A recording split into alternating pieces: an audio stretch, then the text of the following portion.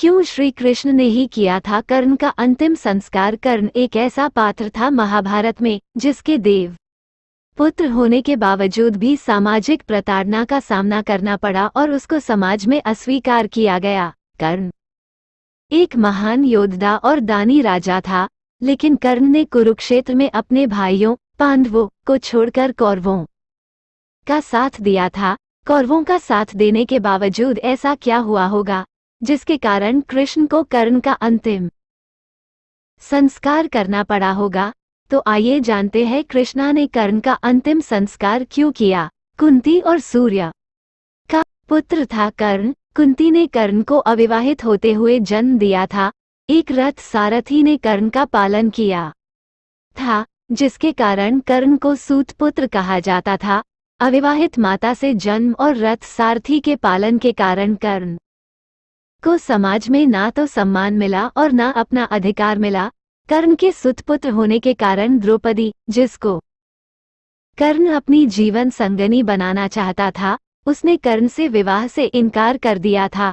इन सब कारणों से ही कर्ण पांडवों से नफरत करता था और कुरुक्षेत्र युद्ध में कौरवों का साथ दिया था। भगवान कृष्ण कर्ण की मौत का कारण बने। भगवान कृष्ण ने ही अर्जुन को कर्ण के वध का तरीका बताया था।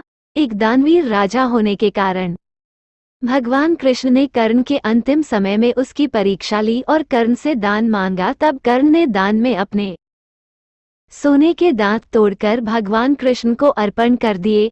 इस दानवीरता से प्रसन्न होकर भगवान कृष्ण ने कर्ण को वरदान मांगने को कहा।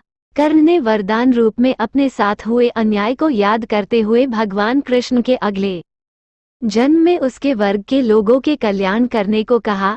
दूसरे वरदान रूप में भगवान कृष्ण का जन्म अपने राज्य लेने को मांगा और तीसरे वरदान के रूप में अपना अंतिम संस्कार ऐसा कोई करे जो पाप मुक्त हो। वरदान देते हुए भगवान कृष्ण ने सारे वरदान स्वीकार कर लिए, परंतु तीसरे वरदान से भगवान कृष्ण दुविधा में आ गए और ऐसी जगह सोचने लगे जहां पाप ना हुआ हो। परंतु भगवान कृष्ण को ऐसा कोई जो पाप मुक्त हो ये समझ नहीं आया।